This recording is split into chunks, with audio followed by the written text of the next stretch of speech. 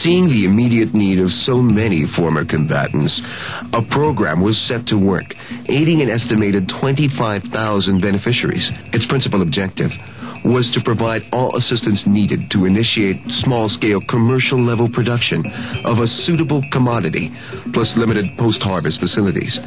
This meant introducing simple yet easily marketable crops like hybrid corn or rice in mainland Mindanao and seaweed in the Sulu archipelago. We felt that agriculture was something that we could start with. And then we had to find the crop that was easily adaptable to their technical capabilities. You know, most of these participants spend about 10 to 20 years in the field, in the jungles. Most of them can disassemble an M60 and an M16 easily, but they don't have as much expertise in planting corn. So we had to start with something simple and basic. Something where if you got 50 guys doing the same crop at the same time, you don't depress the price so much. The U.S. Agency for International Development also sponsored the beneficiaries' training, technical support, their initial production inputs for at most 2 crop cycles, and marketing assistance. The program likewise formed partnerships with the Department of Agriculture, the MNLF Council, and other private institutions to ensure the project's success. We attended the training seminar before they gave us seeds and fertilizer. They taught us how to plant corn and how to use the fertilizer.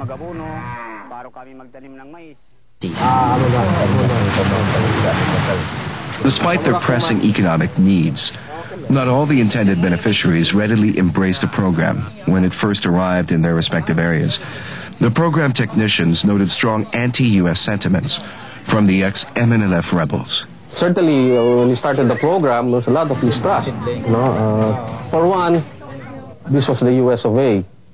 And then they were sort of like spending 20 years fighting the Philippine government, which they perceived as supported by the USA. There were a lot of confidence-building measures that we had to do. Such confidence-building measures included the LEAP program manager's personal interaction with the beneficiaries, familiarization of local customs and dialects, and most importantly, understanding the beneficiaries' situation. Ito na yung pinakamalaking tulong. Kadiretso, walang kwan.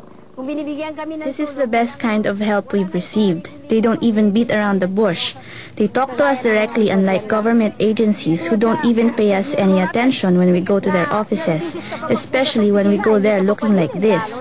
People from ELAP don't even inconvenience us. When we try to give them snacks, they refuse.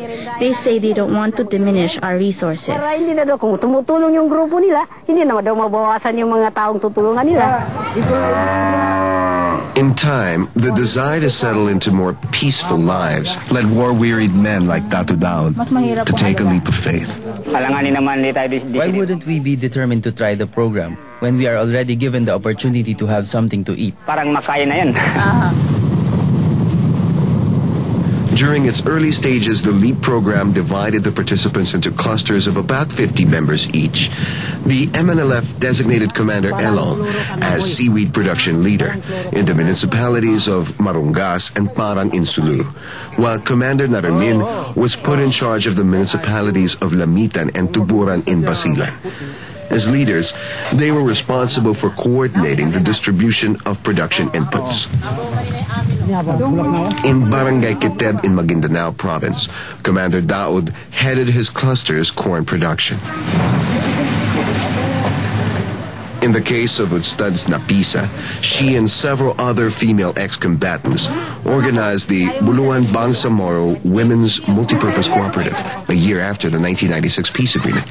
It was through their co-op that they received LEAP production inputs for construction of fish culture enclosures in Lake Buluan. They were also given 2 pump boats. If not for the help from ILAP, we wouldn't know what to do. We were penniless.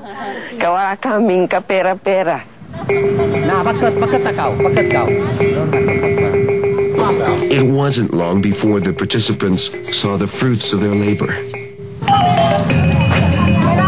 In Sulu, the short crop cycle of seaweeds meant that farmers were able to harvest their crops in about 5 to 6 weeks. After sun-drying, the seaweeds were then sold at about 50 to 56 cents per kilogram, depending on the crop quality. A 250 square meter area of seaweed culture will yield about 4 tons, worth about $2,300 at current prices, with a net income of about $1,700. Compare this to the average monthly income of Mindanao, which is merely $114, and one would understand why seaweed is considered a winning crop. After only a few cropping cycles, more than 100 farmers in Marungas, Sulu have been able to buy motorized bangkas using their profits. More than 70 have expanded production, and almost all have built or repaired their houses. Commander Elol is very proud of the more than 300 ex-combatants who now comprise his cluster. Ang walang sasakyan, nakabili na sila sasakyan. People were able to buy pump boats, build modest homes, buy jewelry, and send their children to school. Mayroon na sila alahas. Ang anak nila nakahinto na sa eskwela, naka-eskwela na. Then there were those ex-combatants who started their own families. Able to afford a dowry, these men were able to take on a wife, or even 2. Using their harvest income, Commander Elol encouraged his cluster to form the Kahoy Sina Agri-Marine Multipurpose Cooperative in 1998. What started out as a small organization of 35 participants with an initial capital of less than $400 has since expanded to include 140 members and an accumulated fund of more than $13,000. Since its establishment, the cooperative has purchased 2 speedboats and a fishing vessel used to transport the farmers' seaweed harvest from Marungas and the neighboring municipalities to Jolo.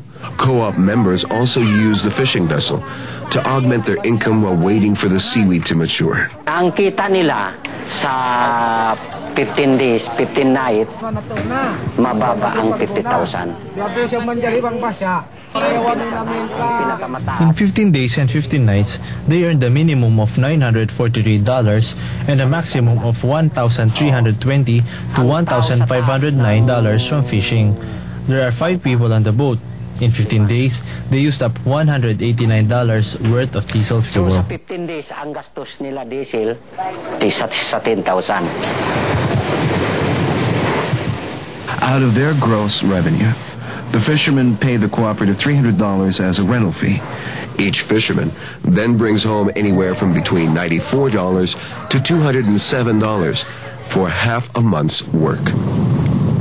Commander Elol also spearheaded the construction of bamboo solar dryers in the island villages within Marungas and Parang municipalities. In contrast to the traditional method of drying crops on the ground, the use of bamboo dryers allows for faster drying and prevents sand and other physical impurities from mixing with the harvested and dried seaweed. By the first quarter of 2003, Commander Elol plans to expand the projects of Kahoy Sina Cooperative to include fish culture and the sale of live tropical fish and dried sea cucumber. Life for the LEAP participants in Barangay Kiteb has also taken a turn for the better. For one, their corn harvest yields have more than tripled since the program first introduced hybrid corn varieties. Kung magdaling bang native, 1 hektarya, ang makuha mo lang tag 50. When we used to plant native corn, we would harvest about 30 to 50 kavans per hectare. Hybrid corn yields about 180 kavans per hectare. Makabot ka ng tag 180.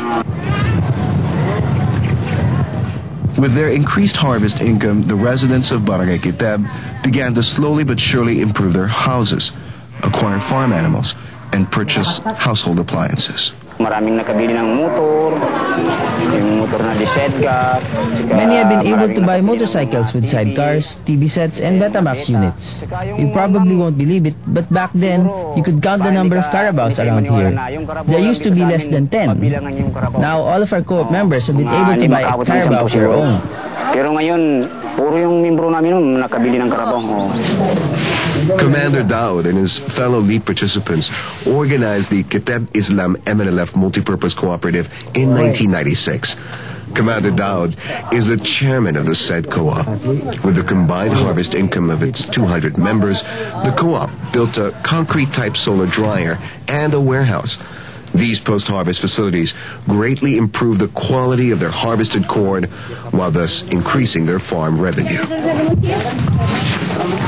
In 2000, the cooperative bought a mechanical corn sheller worth more than $1,000. The co-op also purchased a horse and a motorcycle, which are used to travel to their cornfields and neighboring villages. Among all the LEAP participants, the best success stories are about those who organized themselves and made the best out of what the program initially gave them.